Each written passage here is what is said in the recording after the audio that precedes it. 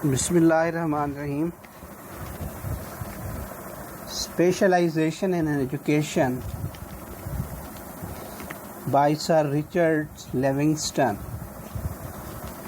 آج کا جو ہم ٹاپک پڑھنے جا رہے ہیں وہ ہے اسپیشلائزیشن ان ایجوکیشن، کہ تعلیم کے اندر مہارت کیا ہے، سکل کیا ہوتی ہے، اس کو دیکھنا ہے. اور پھر اس کے بعد جو ہے ہم نے اس کی کوالٹیز، اس کے ایڈوانٹیجز ان کو دیکھنا ہے. اس کے بعد پھر ہم نے اس کے ڈس ایڈوانٹیجز کو دیکھنا ہے، اور پھر اس کے بعد جو ہے ہم نے یہ دیکھنا ہے کہ یہ جو ڈرا بیکس ہیں، یہ جو نقائص ہیں، یہ جو خامیاں ہیں، ان کو کس طریقے سے دور کیا جا سکتا ہے. تو سب سے پہلے میں سٹارٹ کرتا ہوں کہ واٹ از اسپیشلائزیشن، کہ اسپیشلائزیشن کیا ہے، اس سے کیا مراد ہے. اسپیشلائزیشن سے مراد یہ ہے to have specific skill in a subject اور field through study and practice. اس سے مراد یہ ہے کہ کسی سبجیکٹ یا کسی فیلڈ کے اندر خصوصی مہارتوں کا حصول ہونا بہت زیادہ مطالعے اور مشق کے ذریعے. تو اب ہم دیکھتے ہیں کہ اس کے کیا ایڈوانٹیجز ہیں. اسپیشلائزیشن ان ایجوکیشن جو ہے it is very important and essential for student. یہ طالب علم کے لیے، ایک اسٹوڈنٹ کے لیے بہت زیادہ اہم اور بنیادی ہے.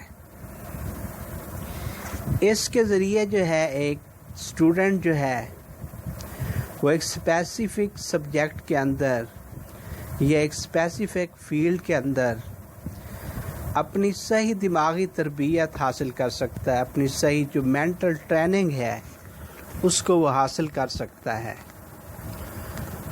اور اس کے جو آئیڈیاز ہیں، اس کی جو فیلنگز ہیں، اس کو وہ ارینج کر سکتا ہے ان اے بیوٹیفل وے.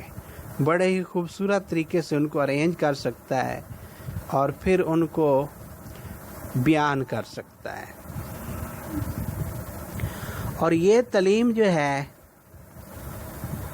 یہ چیز جو ہے، ہمیں کسی مضمون کو، اگر ہم نے کسی مضمون کو ڈیپ سمجھنا ہے، اس کو انڈرسٹینڈ کرنا ہے، تو یہ ہمارے لیے بہت بینیفیشل ثابت ہوتی ہے.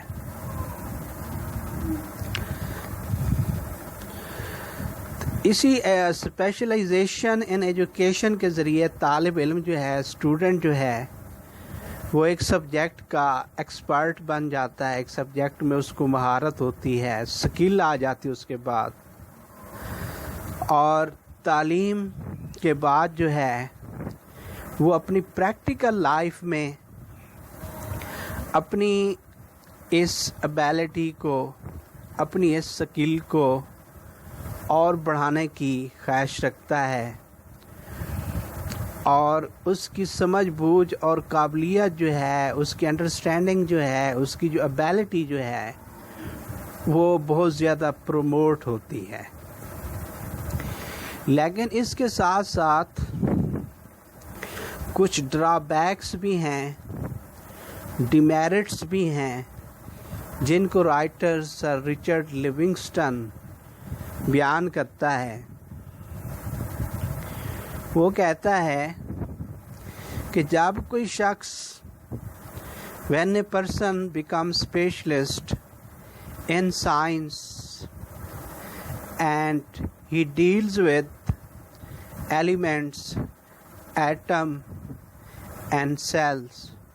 جب کوئی شخص سائنس میں مہارت حاصل کر لیتا ہے اور اس کا تعلق جو ہے وہ ایٹم، سیل اور ایلیمنٹ کے ساتھ پڑھتا ہے، اور جب اسی انسان کا واسطہ جو ہے وہ سوشل پرابلم کے ساتھ آتا ہے یا کسی ہیومن بینگ کے ساتھ اس کا واسطہ پڑتا ہے، تو پھر اس کا طریقہ کار جو ہے وہ بالکل وہی سائنٹیفک ہوتا ہے.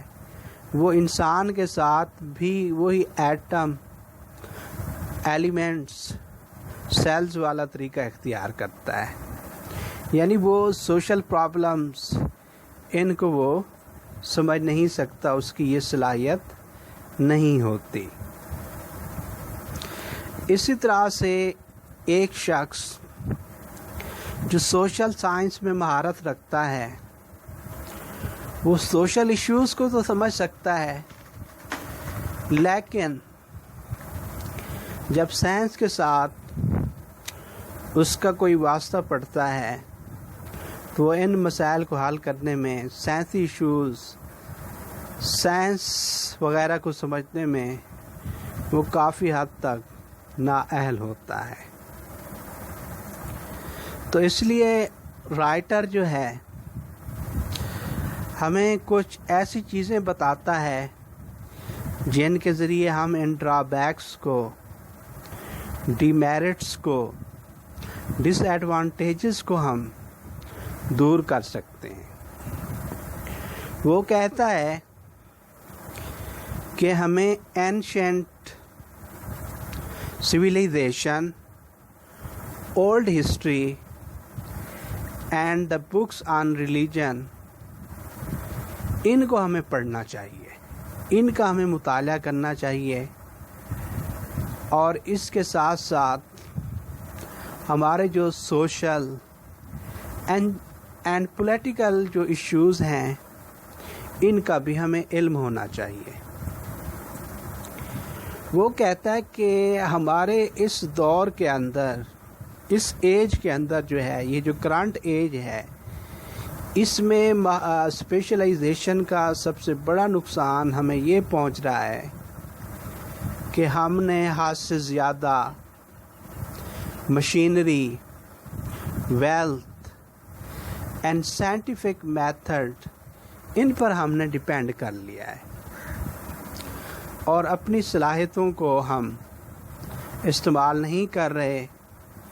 ہم جو ہیں سوشل، آرٹسٹک اور ریلیجس افیئرز جو ہیں، ایشوز جو ہیں، ان کو نظر انداز کر رہے ہیں، جبکہ ان کو نظر انداز نہیں کرنا چاہیے.